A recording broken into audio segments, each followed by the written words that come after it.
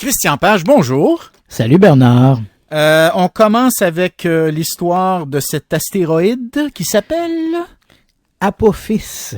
Apophis. On dirait presque un nom sorti d'une bande dessinée d'Astérix, mais ce n'est pas le cas. Donc Apophis, effectivement, c'est un mot, un nom égyptien de l'ancienne Égypte qui désignait le roi le dieu du chaos et du mal. Et tu vas comprendre pourquoi je te parle de ça. C'est un gros astéroïde. Il fait 340 mètres de diamètre. Donc, grosso modo, c'est 1,5 fois le stade olympique là, pour les gens qui essaient de figurer la dimension du caillou en question. Et il a été découvert en 2004. Il a été classé sur la liste de la NASA comme étant un astéroïde potentiellement dangereux. Mais depuis, de nouveaux calculs, parce que bon, évidemment, l'astéroïde fonce en direction de la Terre, et lorsqu'il a été découvert en 2004, évidemment, il était très, très éloigné, on s'est dit, on va faire des calculs, il y avait à ce moment-là une possibilité d'une collision avec la Terre. Parce qu'il faut le savoir, Bernard, c'est une menace qui nous pend au-dessus de la tête, hein. C'est une épée de Damoclès sur laquelle qu'on doit considérer.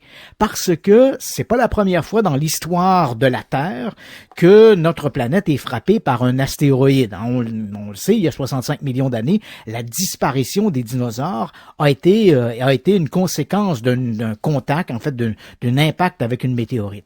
Et ce qui a créé le golfe du Mexique aujourd'hui. Et ça a entraîné une extinction quasi totale des formes de vie sur Terre.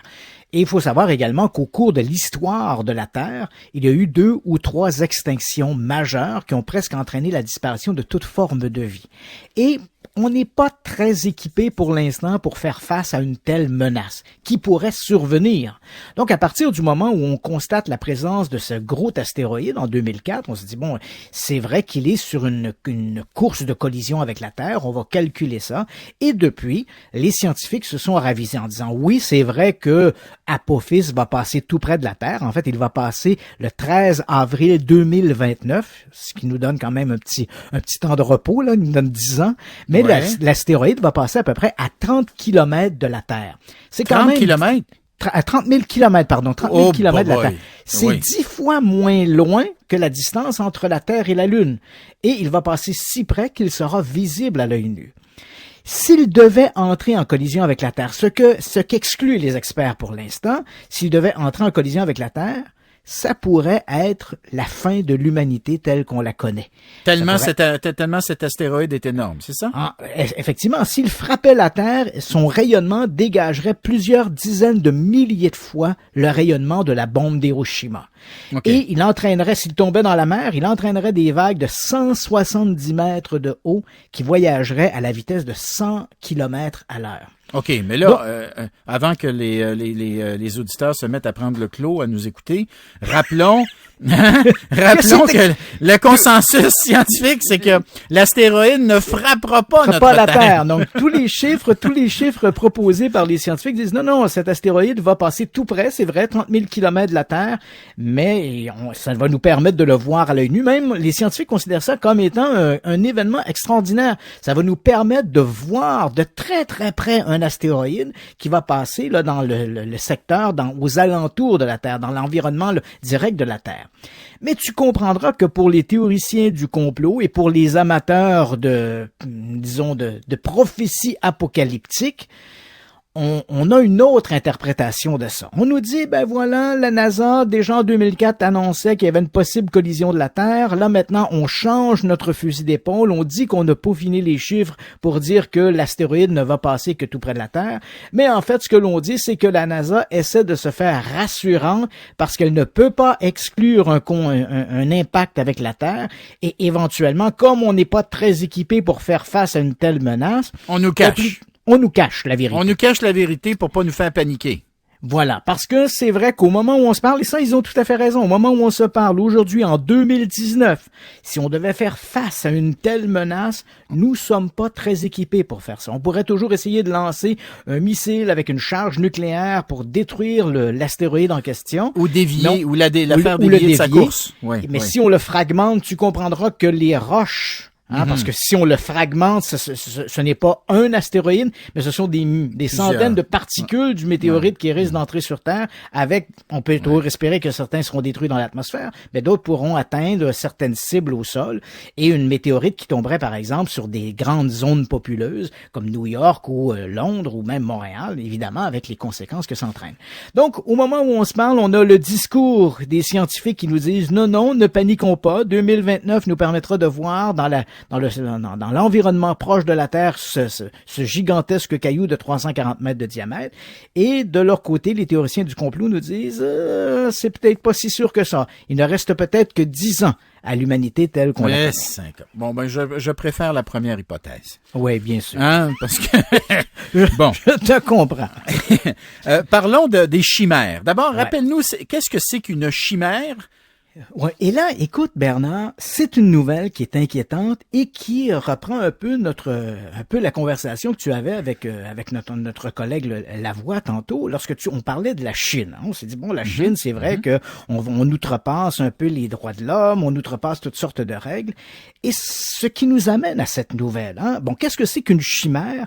Dans la mythologie, les chimères, ce sont des créatures qui sont la moitié de quelque chose et la moitié d'autre chose. D'accord. Tu prends par exemple un griffon, c'est la moitié d'un aigle c'est une tête d'aigle sur un corps de lion. Hein? Donc on voit un peu ce mélange d'animaux. Et ça c'est très répandu dans les mythologies. Donc les chimères, c'est des compositions un peu fantastiques de ce genre-là. Mais là, la nouvelle dont je te parle, on n'est plus trop dans le fantastique ou la mythologie. On est malheureusement dans la science et la science un peu sombre. En fait, ce qu'on apprend au cours des derniers jours, c'est on a mené il y a quelques mois à peine, et à la tête de ce projet-là, il y avait quand même un scientifique, le docteur Juan Carlos Ipsua Belmonte. C'est un scientifique espagnol. Il est très réputé. Il est attaché à l'Institut Salk en Californie. C'est un scientifique de renom dans le domaine de l'ADN.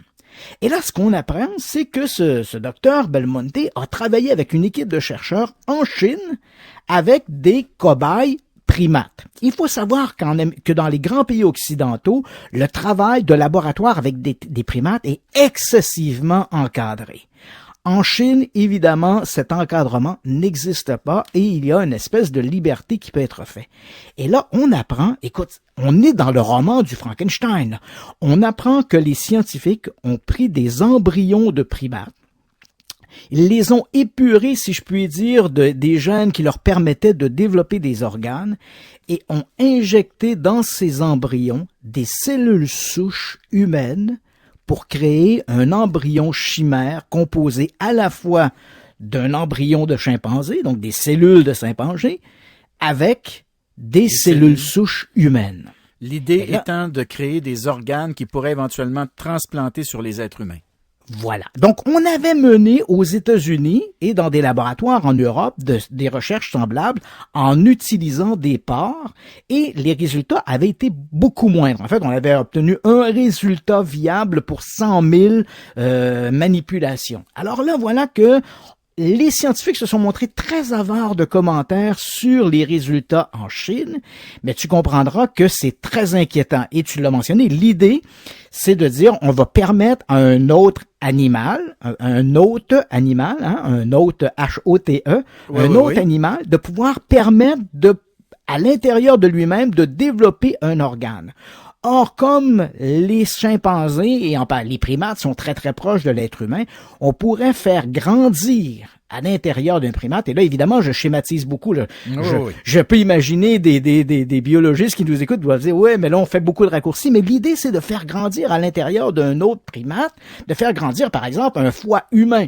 Oui. Alors, déjà, on avait fait ça avec des rats et des souris, donc deux espèces voisines, mais quand même différentes. On avait permis, en faisant des manipulations génétiques, on avait pu permettre de produire à l'intérieur d'un rat un pancréas de souris. On avait permis également le développement d'une partie d'un foie et également des yeux à l'intérieur d'un rat à partir de cellules souches de souris. Alors là, l'idée, c'est de dire on va faire grandir dans un autre primate un foie humain, un pancréas humain et éventuellement, on pourra utiliser ces organes pour les transposer, transplanter. On appelle ça de la xénotransplantation sur des humains. Évidemment, personne n'est contre la vertu, puis on se dit, bon, c'est louable parce que c'est vrai qu'on doit faire face, et plus la population augmente, c'est un problème qui devient de plus en plus criant, ce besoin d'organes pour des transplantations. Et en passant, passer de gens signent leur carte de don d'organes, je passe le message. Donc, on devrait le faire davantage. Mais c'est vrai qu'on est dans une pénurie d'organes. Cette idée de pouvoir, entre guillemets, cultiver des organes pour pouvoir répondre à ce besoin de transplantation, il est bien sûr louable.